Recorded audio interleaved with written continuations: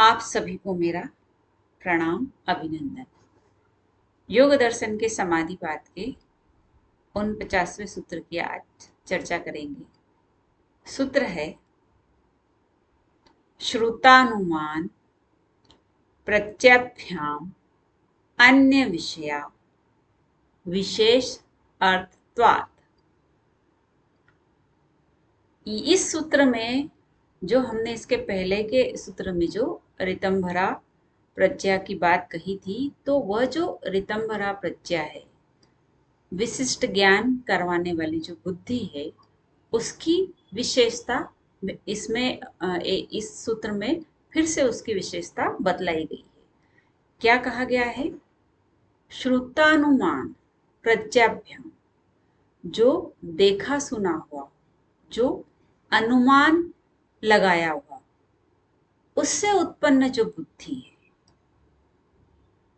अन्य विषय दूसरे विषय वाली विशेष अर्थत्वात्, विशिष्ट अर्थ देने वाली होती है। यह ऋतंभरा प्रज्ञा जो होती है, यह जो एक जनरल देखा सुना कहा और अनुमान लगाने से जिस बुद्धि का अवलोकन हम बुद्धि का यूज करके जो हम अवलोकन करते हैं किसी भी चीज का, तो यह जो ऋतंभरा प्रज्ञा बुद्धि की स्थिति है, यह उससे अलग होती है, विशिष्ट होती है। क्यों? क्योंकि ये जो ऋतंभरा प्रज्ञा है, यह केवल सत्य को ही ग्रहण करने वाली है। तो देखे सुने और अनुमान में तो हम गलत भी प्रिडिक्ट कर सकते हैं।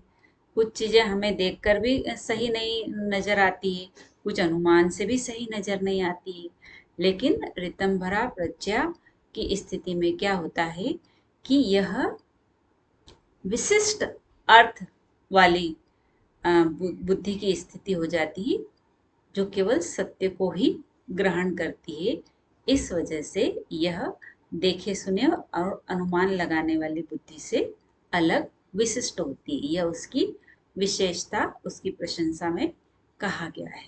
करे योग, रहे निरोग, अभिनंदन।